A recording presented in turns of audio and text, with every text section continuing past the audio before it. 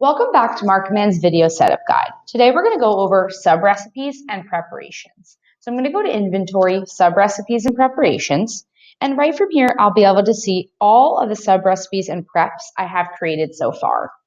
I can tell whether it's a sub-recipe or preparation by the type column right here. If you ever have any questions about what these mean, you can just hover over the question mark icon. That will explain the difference. I'm also going to go through it momentarily.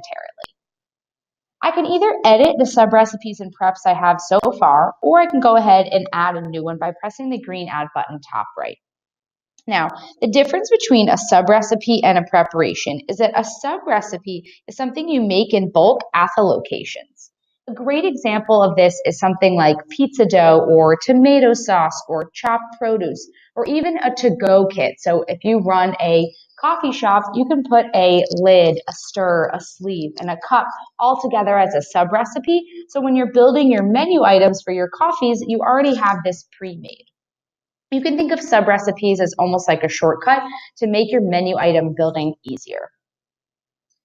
A preparation is a type of sub-recipe. The difference is that a preparation has an inventory level.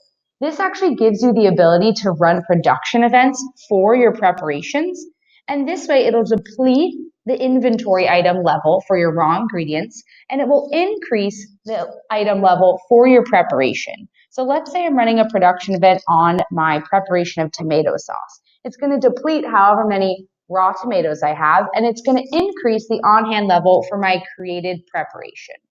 This is a great way to manage the ingredients and the items that you're actually making through production events and preparations. Either way, sub-recipes and preparations are both great ways to build recipes. The biggest difference is that preparations have on-hand levels and can be produced at the locations themselves. So to build a sub-recipe or a preparation, I'm first going to attach a photo here. This is super important so that we can start to create our cookbook with all the beautiful images of the items that we're creating. So I'll start off after I add in the image by adding the name of my preparation. In this case, I'm making tomato sauce. I can add in the category if I'd like, and then I'm going to enter in the yield. This is probably the most important part about building preparations. In this case, I make 10 pounds of tomato sauce at a time. So I've selected pound and my yield quantity is 10. Next, I'm going to add in my recipe. So I'm going to search for my tomatoes and I'm just going to repeat that process and add in everything else that goes into my tomato sauce.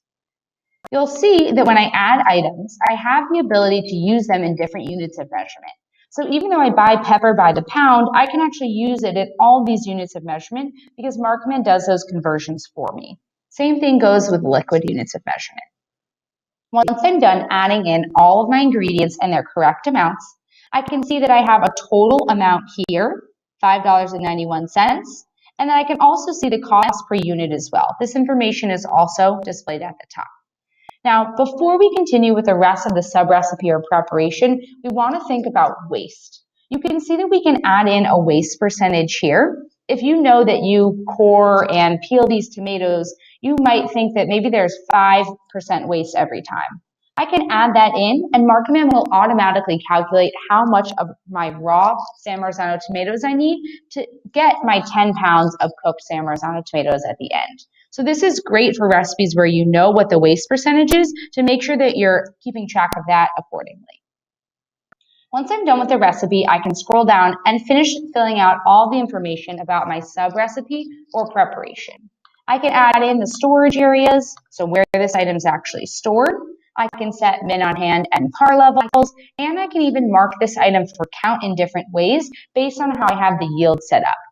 Now, this is actually going to be a preparation, so I'm going to check the box to find this item as preparation. What that allows me to do is that will actually allow me to run production events on this item and be able to see an on-hand calculation for how much prep tomato sauce I have. I can go down and I can add in the prep time, the cook time, and I'll be able to see how long it will take to make this recipe from start to finish. I can add in my cooking instructions for my staff, and I can even add any additional notes as needed. Once I'm done, I'll go ahead and press save. That's everything you need to know about sub-recipes and preparations. If you have any questions, please feel free to reach out to your customer success manager